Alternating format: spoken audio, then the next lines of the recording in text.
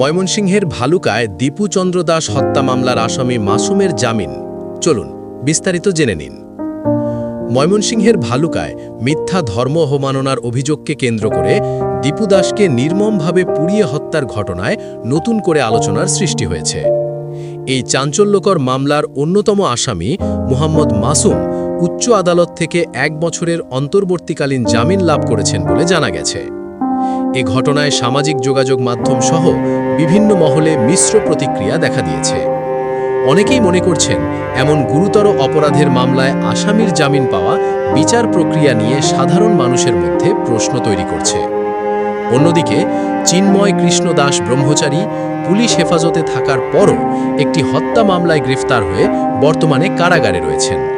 সনাতনী সম্প্রদায়ের দাবি, তিনি নির্দোষ হওয়া সত্ত্বেও দীর্ঘদিন ধরে বন্দী রয়েছেন, যা ন্যায় বিচারের সমতা নিয়ে নতুন করে বিতর্ক সৃষ্টি করেছে।